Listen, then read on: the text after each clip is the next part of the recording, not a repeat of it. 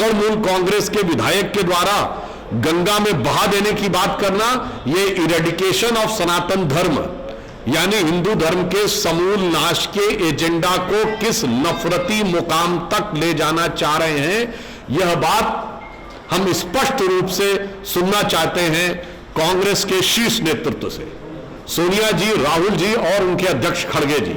यानी अब एजेंडा बिल्कुल साफ हो गया है कि जो जो चुनाव आगे बढ़ रहा है, मुख्य मुद्दों के ऊपर कोई जवाब इन दलों के पास नहीं है। इसलिए हिंदुओं के प्रति नफरत को इस सीमा तक ले जाना कि हिंसात्मक आह्वान करना, यह बहुत खतरनाक है। और मैं देश के प्रबुद्ध मतदाताओं से कहना चाहूंगा कि याद रहिए कि ये हिंसा का आह्वान करने वाले लोग जो देश को कट्टरपंथी ताकतों के आगे किसी भी सीमा तक आग में झोंकना चाहते हैं, और चुनाव चल रहा है, तो ये पंक्ति उनके लिए कहना चाहूंगा कि समर शेष है नहीं पाप का, भागी केवल व्याध, व्याध कसाई को कहते हैं, समर शेष है नहीं पाप का, भागी केवल व्याध, जो तटस्थ हैं समय लिखेगा उनका भी अपराध। तो मैं देश की जनता से आह्वान करता हूं कि इस विषय में तटस्थ रहने की आवश्यकता नहीं, आगे बढ़कर वोट करिए और ऐसे लोगों को मुंह तोड़ जवाब दीजिए। और एक बार पुनः इंडी गठबंधन के नेतृत्व से मैं पूछना चाहता हूं कि यह सांप्रदायिक वैमनस्य की हिंसा की इस पराकाष्ठा के ऊपर उनका क्या कहना है। मल्लिकार्जुन खड़गे ने पीएम को लेटर लिखा है, मैनिफेस्टो को लेकर कि पीएम जो है सो गुमराह कर रहे हैं, झूठ। जो कुछ मैनिफेस्टो में लिखा है वो उनकी पिछली कारगुजारियों की पृष्ठभूमि में साफ है। वो कह रहे हैं कि अल्पसंख्यकों के लिए उन्होंने प्रावधान की बात कही है, अल्पसंख्यकों के लिए खान पान के संरक्षण की बात कही है ना। ये बताइए, सिखों में झटके की बात होती है, झटके के संरक्षण के लिए कांग्रेस ने कभी कुछ किया है? दूसरे अल्पसंख्यक के जैन जो एक्सट्रीमली वेजिटेरियन है, उनके संरक्षण के लिए कुछ किया है? पारसी खान पान के लिए, पारसी और यहूदी खान पान के लिए, साफ सबको समझ में आता है। खड़गे जी को समझना चाहिए, देश की जनता इतनी नासमझ नहीं है। और अल्पसंख्यकों के लिए मनमोहन सिंह जी का वो बयान नहीं याद है, माइनॉरिटीज पर्टिकुलरली मुस्लिम्स, ये तो वीडियो है ना जिसका वो बचाव कर रहे थे, इसमें भी कहीं कोई कंफ्यूजन नहीं है।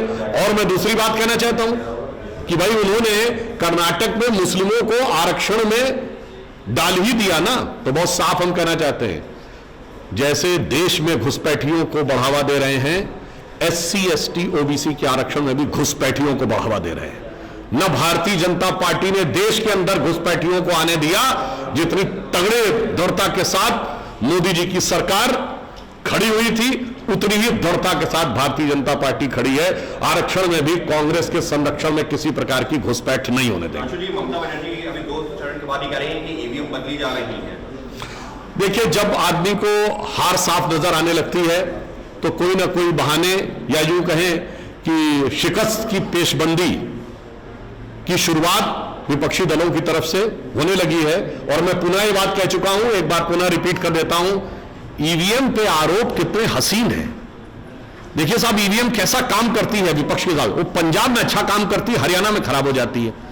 वो हिमाचल में अच्छा काम करती है, उत्तराखंड में खराब हो जाती है। फिर दिल्ली में अच्छा काम करती है, उत्तर प्रदेश में खराब हो जाती है। और राजस्थान और छत्तीसगढ़ में 2018 में अच्छा काम किया था, 2023 में खराब हो गई थी। और क्या बताएं, 2023 में कर्नाटक में खराब काम किया था, 2018 में खराब काम किया था, 2023 में अच्छा काम कर दिया उसने।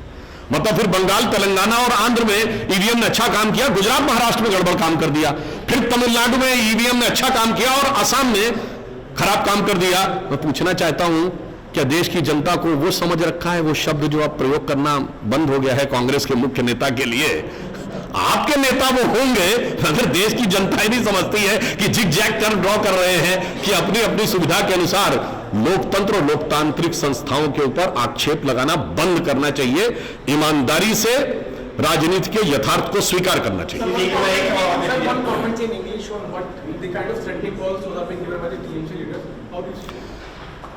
Congress party envisaging their inevitable defeat and the Indy alliance now going berserk. They are gradually losing their mental cool and balance. So they are going to the extent of invoking violence on the hardline communal agenda. and their communal agenda is getting gradually exposed. First, they have tried to put the communal lining in their manifesto. Then they tried to communalize the reservation issue.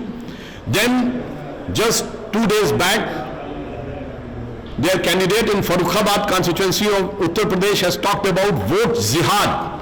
Just a typical communal hardliner, even going to the extent of violent call. And now the Trinamool Congress MLA Humayun has gone to the extent of saying कि we are so much of percentage, if you are in that much of percentage, हम आपको गंगा में बहा देंगे, we will vanish you and drown you in the river Ganga. So this is now become a categorically violent call on the very derogate criminal basis.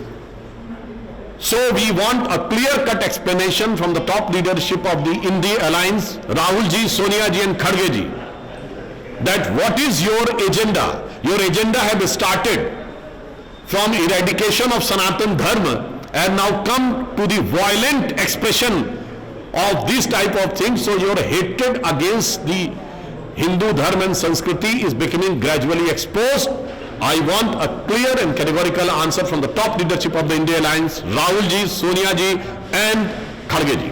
Sir एक प्रश्न है मेरा, एक कर्नाटक में मंत्री हैं आरवी थिमापुर, कांग्रेस के बड़े वरिष्ठ नेता है और उन्होंने भगवान कृष्ण का मजाक उड़ाया ये कह के कि रवन्ना जो है उनका भी रिकॉर्ड तोड़ना चाहता था।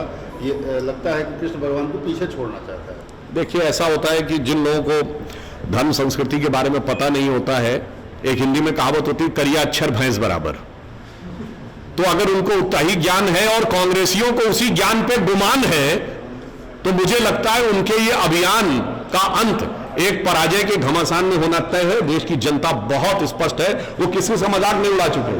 अरे हमें बचपन के जमाने से याद है, हिंदू देवी देवताओं की नग्न तस्वीरें बनाने वालों का समर्थन किया गया था, उनका बचाव किया गया था।